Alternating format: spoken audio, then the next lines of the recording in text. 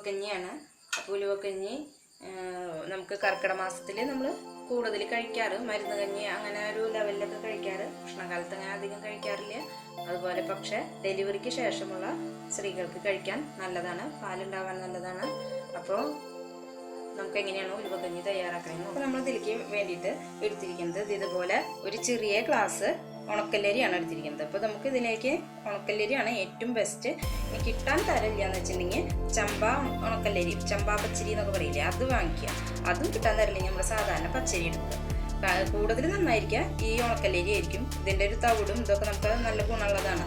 അപ്പോൾ ഇതുപോലെ ഒരു ഗ്ലാസ് ഉണക്കല്ലരിയാണ് എടുത്തിരിക്കുന്നത്. ഇത് ഞാനൊരു 10-15 മിനിറ്റ് നേരം ജസ്റ്റ് ഒന്ന് വെള്ളത്തിൽ ഇട്ട് വെച്ചിട്ടുണ്ട്, ഒന്ന് പെട്ടെന്ന് നമുക്ക് ആയി കിട്ടാൻ വേണ്ടിയിട്ട്. ഇല്ലെങ്കിലും ഇപ്പോൾ ഈ ഉണക്കല്ലരി പെട്ടെന്ന് വെന്ത് കിട്ടുന്നതായിരിക്കും. എന്നാലും നമുക്കൊരു ടൈം കിട്ടുകയാണെന്ന് വെച്ചെങ്കിൽ ഒരു 10 മിനിറ്റ് അല്ലെങ്കിൽ 10-15 മിനിറ്റ് നേരം നമുക്ക് നന്നായി കഴുകിയിട്ട്, ഇപ്പം ഞാൻ ഒരു ഗ്ലാസ് അരിയിലേക്ക് 4 ഗ്ലാസ് വെള്ളം, നല്ല വെള്ളം ഒഴിച്ച് വെച്ചിരിക്കുന്നത്. ഇനി നമുക്ക് ഓൾറെഡി വേവിച്ചെടുക്കുക വേണ്ടോ. ഇപ്പോൾ അങ്ങനെ സോക്ക് ചെയ്യാൻ വെച്ചിരിക്കുന്നതാണിത്.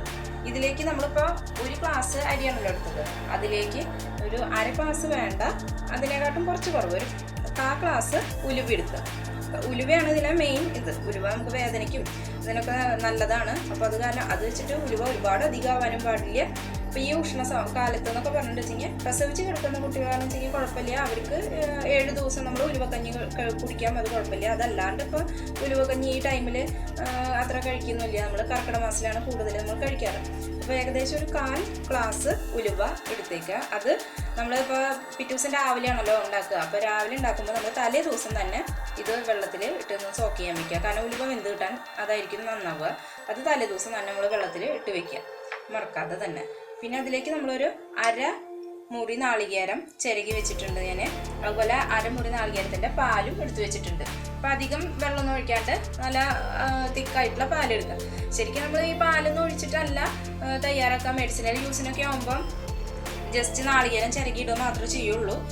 കുറച്ചുകൂടി ഇനി അങ്ങനെയും കഴിക്കാൻ ബുദ്ധിമുട്ടുള്ളവർക്ക് കുറച്ച് നാളികേരം പാലൊക്കെ ഒഴിച്ചാൽ കുറച്ചും കൂടി ടേസ്റ്റ് ഉണ്ടായിരിക്കും. അങ്ങനെ ചെയ്യാം. അതിലേക്ക് ഞാനൊരു 1/2 ടീസ്പൂൺ ജീരകം എടുത്തിട്ടുണ്ട്. പിന്നെ 2 വെല്ലം ശർക്കര. ശർക്കരയല്ല ശരിക്കും ഇതിനെ ഉപയോഗിക്കുക, കുറച്ചും കൂടി നന്നായിരിക്കുക കരിപ്പട്ടി ശർക്കര ആയിരിക്കും. ഈ ശർക്കര അല്ല കേട്ടോ. ഇത് ഞാൻ ഇപ്പോൾ എൻ്റെ ഇപ്പോൾ ഇതുള്ളത് കാരണം ഞാൻ 2 വെല്ലം ശർക്കര എടുത്തിട്ടുണ്ട്. ഓരോരുത്തരുടെ ടേസ്റ്റിനനുസരിച്ച് കൂട്ടുക കുറയ്ക്കുകയൊക്കെ ചെയ്യാം. കാരണം ഉലുവയ്ക്ക് അത്യാവശ്യം കയ്പ്പൊക്കെ ഉണ്ടായിരിക്കും. അപ്പോൾ ഇതിന് വേണ്ടിയിട്ടാണ് നമ്മൾ മധുരം ചേർക്കുന്നത്. അപ്പോൾ അത് നമ്മൾ ഒരു പ്രാവശ്യം ഉണ്ടാക്കി നോക്കിയിട്ട് നമ്മുടെ ടേസ്റ്റിനനുസരിച്ച് കൂട്ടുകയോ കുറയ്ക്കുകയോ ഒക്കെ ചെയ്യാം. ഇനി നമുക്കിത് എങ്ങനെയാണ് ചെയ്യണമെന്ന് നോക്കാം.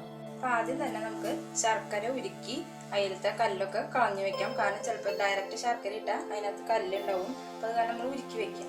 അതിന് ശേഷം നമുക്ക് അരി കുക്കറിലേക്ക് ഇട്ട് കൊടുക്കാം. കാരണം കുക്കറായിരിക്കും നമുക്ക് വേഗത്തിൽ തയ്യാറാക്കാൻ പറ്റും. അപ്പോൾ അത് കാരണം കുക്കറിൽ നമുക്ക് ഒരൊറ്റ വിസിലടിച്ചാൽ മതിയാവും. അരി ഇട്ട് കൊടുക്കുക. അപ്പോൾ ഈ വെള്ളം നമ്മൾ നല്ല വെള്ളമാണ് ഒഴിച്ച് വെച്ചിരിക്കുന്നത്. അപ്പോൾ അത് കാരണം ഈ വെള്ളം തന്നെ നമുക്ക് ഒഴിച്ചു കൊടുത്താൽ മതി. അതുപോലെ ഉലുവ ഇട്ട് കൊടുക്കും. അതുപോലെ തന്നെ ജീരകം നമുക്ക് ഇപ്പോൾ ചേർത്ത് കൊടുക്കാം. ശർക്കര ഞാനിപ്പോൾ ചേർക്കുന്നില്ല. ഇത് നമുക്കൊന്ന് അടിച്ചെടുത്തതിന് ശേഷം നമുക്ക് ശർക്കര ചേർത്താൽ മതി. ഇനി നമുക്ക് തീ ഓൺ ചെയ്യാം. ജസ്റ്റ് ഒരു വിസിൽ വന്നാൽ നമുക്ക് നിർത്താം, അത്ര മതിയാവും. അപ്പോൾ ഇത് വെക്കുമ്പോൾ നമ്മൾ ശ്രദ്ധിക്കണം. അരി ആകുമ്പോൾ ഈ നോസിൽ വന്ന് അടഞ്ഞിട്ട് വെച്ചെങ്കിൽ അപകടം ഉണ്ടാവും. അപ്പോൾ അത് ശ്രദ്ധിക്കണം. നമ്മൾ അതിൻ്റെ ശരിക്കും വിസിലടിക്കുന്നില്ല എന്ന് ശ്രദ്ധിക്കണം. ഒരു വിസിലടിച്ചിട്ട് രണ്ടാമത്തെ എയർ നിൽക്കുക, എന്നിട്ട് ഓഫ് ചെയ്ത് വെച്ചേക്കുക. അപ്പോൾ അതിൻ്റെ എയർ പോയി കഴിയുമ്പോഴേക്കും ഏകദേശം നമ്മുടെ അരി വെന്തിട്ടുണ്ടായിരിക്കും. നമുക്ക് തുറന്ന് നോക്കാം. അപ്പം ഞാൻ നേരത്തെ നമ്മൾ ഒരു ഗ്ലാസ് അരിക്ക് 4 ഗ്ലാസ് വെള്ളം എന്നാണല്ലോ പറഞ്ഞിരുന്നത്. എന്നിട്ട് നമ്മൾ നേരത്തെ തന്നെ ഒരു വിസിലടിച്ചതിന് ശേഷം ഞാൻ തുറന്ന് നോക്കി, എയർ പോയതിന് ശേഷം തുറന്ന് നോക്കിയപ്പോൾ വേറെ പ്രശ്നമൊന്നും ഉണ്ടായില്ല. ഫുൾ വെള്ളം വറ്റി വന്നിട്ട് വെന്ത് പാകമായിട്ടൊക്കെ ഉണ്ടായിരുന്നു. പക്ഷെ ഫുൾ വെള്ളം വറ്റി വന്നു. അപ്പം ഞാൻ കുറച്ചും കൂടിയും ഒരു 4 ഗ്ലാസ് വെള്ളം കൂടി ഞാൻ ഒഴിച്ചു കൊടുത്തു. അപ്പം നമ്മൾ ആദ്യം തന്നെ ഒരു കാര്യം ചെയ്യാം, 8 ഗ്ലാസ് വെള്ളം ഒഴിച്ചേക്കുക. ഒരു ഗ്ലാസ് അരിക്ക് 8 ഗ്ലാസ്, അതേപോലെ തന്നെ ഗ്ലാസ് വെള്ളം ഒഴിച്ചേക്കുക കേട്ടോ. എന്നിട്ട് നമ്മൾ 5 മിനിറ്റ് ഇതുപോലെ തന്നെ വെയിറ്റ് ചെയ്യുക. എന്നിട്ട് വിസിൽ വന്നതിന് ശേഷം ഓഫ് ചെയ്ത് വെക്കുക. അതിൻ്റെ എയർ പോയതിന് ശേഷം എടുക്കുക. അപ്പോൾ ഇതുപോലെ കണ്ടില്ലേ, ഇപ്പോഴും നല്ല തിക്കായിട്ട് തന്നെയാണ് വന്നിരിക്കണം. പക്ഷേ നമ്മളിതിലേക്ക് നാളികേരം പാലും ഒക്കെ ചേർക്കുമ്പോൾ കറക്റ്റായിട്ട് വരും. ഇനി നമുക്ക് ഇതിലേക്ക് ഇനി നാളികേരം ചേർത്ത് കൊടുക്കാം. ഇനി നമുക്ക് തീ ഓൺ ചെയ്യാം. അപ്പോൾ നമുക്ക് നാളികേരം ചേർക്കുന്നതിന് മുമ്പ് ശർക്കര ഒഴിച്ചു കൊടുക്കാം. അപ്പോൾ നമ്മൾ ഒരു ഗ്ലാസ് ഇത്ര പോകുന്ന ചെറിയൊരു ഗ്ലാസ്സിൽ എടുത്തിട്ട് തന്നെ നമുക്ക് ഇത്രയും അധികം അത്യാവശ്യത്തിന് ഒരാൾക്കുള്ളതൊന്നല്ല, അതിൽ കൂടുതലുണ്ട്. അപ്പോൾ ഒരാൾക്കൊക്കെ ആകുമ്പോൾ അര ഗ്ലാസ് ഇട്ടാൽ മതിയാവും. അപ്പോൾ അതിനനുസരിച്ച് കുറയ്ക്കാം. ശരിക്കും നമ്മൾ ഈസി ആയിട്ട് പെട്ടെന്ന് വേഗം തയ്യാറാക്കി അങ്ങനെ കഴിക്കാമെന്നുണ്ട് വെച്ചെങ്കിൽ, ഇപ്പോൾ ഉലുവയുടെ കയ്പിനൊന്നും ഒരു പ്രശ്നം ഇല്ലാത്തവരുണ്ട് വെച്ചെങ്കിൽ നമ്മൾ ഇതിങ്ങനെ ഈ ശർക്കരപ്പാനി നന്നായി ഒന്ന് തിളച്ച് വന്നതിന് ശേഷം നാളികേരം ചേർത്ത് കൊടുക്കുക. ഇത്ര മാത്രം മതി. അങ്ങനെ ഉപ്പിടുക, പാകത്തിന് നമുക്ക് ആവശ്യത്തിനുള്ള ഉപ്പിട്ട് കൊടുക്കുക, കഴിക്കാം. അങ്ങനെ പറ്റില്ല, കുറച്ചും കൂടി നല്ല ടേസ്റ്റിൽ വേണമെന്നുണ്ടെങ്കിലാണ് നമ്മൾ നാളികേരം പാല് ചേർക്കുന്നത്. അപ്പോൾ നാളികേരം ചേർക്കുമ്പോൾ അധികം മൂക്കാത്ത നാളികേരം, അതായത് ഉണക്ക നാളികേരം ഒന്നും ചേർക്കരുത്. പച്ചപ്പ് ഇത് അത്ര മൂത്തിട്ടില്ല, ഇളനീരല്ല, ആ ഒരു പരുവം. ഇത് ഡെലിവറി കഴിഞ്ഞവർക്കുള്ളത് കേട്ടോ. അങ്ങനെ കഴിക്കുകയാണെന്ന് വെച്ച് കഴിഞ്ഞാൽ നല്ലതാണ്. നാളികേരം ചിരകിയിട്ടുള്ളത് നല്ലതാണ്, പാലൊക്കെ ഉണ്ടാവാനൊക്കെ നല്ലതാണ്. നമുക്കിനി നാളികേരം ഇട്ട് കൊടുക്കാം. അപ്പോൾ ഇത് അരമുറി നാളികേരമാണ് ഞാൻ ഇപ്പോൾ ഇതിൽ ഇട്ട് കൊടുത്തത്, കാരണം നമ്മൾ നാളികേരം പാല് ചേർക്കുന്നുണ്ട്, അത് കാരണം. ഇപ്പോൾ ഒരു നാളികേരമാണ് ഞാൻ എടുത്തത്. അപ്പോൾ അതിൽ അരമുറി നാളികേരം ഇങ്ങനെ ചിരകിയത് ചേർത്ത് കൊടുക്കും. നന്നായി ഇളക്കി കൊടുക്കുക.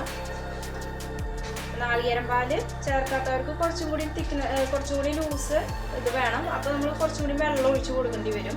അപ്പോൾ ശർക്കര പാനിയ തയ്യാറാക്കുന്ന സമയത്ത് കുറച്ച് വെള്ളം അധികം ഒഴിച്ച് കൊടുത്താൽ മതി. ഇതിലധികം വെള്ളം ഒഴിച്ച് കൊടുത്താൽ എന്താണെന്ന് വെച്ച് കഴിഞ്ഞാൽ പെട്ടെന്ന് നഴ്സിൽ ഇത് കയറും, അധികം വെള്ളം ഒഴിച്ചിട്ട് വെച്ച് കഴിഞ്ഞാൽ. അപ്പോൾ അത് കാരണം നമുക്ക് അങ്ങനെ അത്ര അധികം വെള്ളം ഒഴിച്ചിട്ട് ഒറ്റയടിക്ക് വേവിച്ചെടുക്കാനും പറ്റില്ല. ഇനി നമുക്ക് നാളികേരം പാല് ചേർത്ത് കൊടുക്കാം. ഞാൻ നാളികേരം പാല് ഒഴിച്ചു കൊടുക്കണം.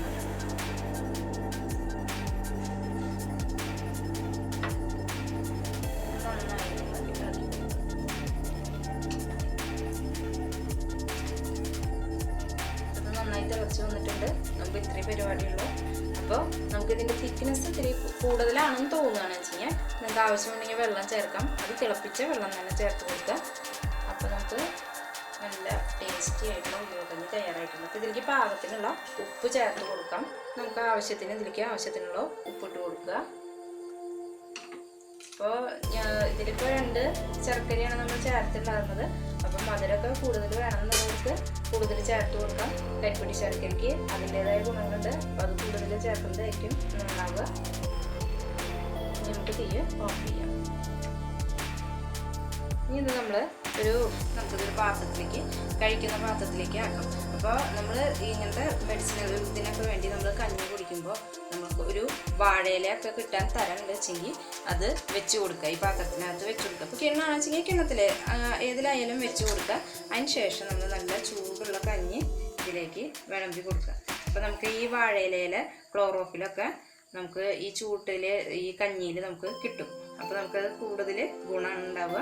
ഇതുപോലെ അതിപ്പോൾ ഈ കഞ്ഞി എന്നല്ല, സാധാരണ ചോറ് വെക്കുന്ന ഇതിലായാലും കുറച്ച് വാഴയിലയുടെ ഇല ഇടാൻ പറ്റുകയാണെന്ന് വെച്ചെങ്കിൽ നല്ലതാണ്. അതിനൊരു പ്രത്യേക സ്മെല്ലും ആ ഒരു ടേസ്റ്റും പ്രത്യേകമാണ് കേട്ടോ. അപ്പം നമ്മുടെ ഉലുവക്കഞ്ഞി തയ്യാറായിട്ടുണ്ട്. അപ്പോൾ എല്ലാവർക്കും ഇഷ്ടമായി കാണുമെന്ന് വിചാരിക്കുന്നു. ആദ്യമായി കാണുന്നവർ തീർച്ചയായും സബ്സ്ക്രൈബ് ചെയ്യുക, ഷെയർ ചെയ്യുക, ലൈക്ക് ചെയ്യുക. അടുത്ത റെസിപ്പിയുമായി വീണ്ടും കാണാം. Thank you.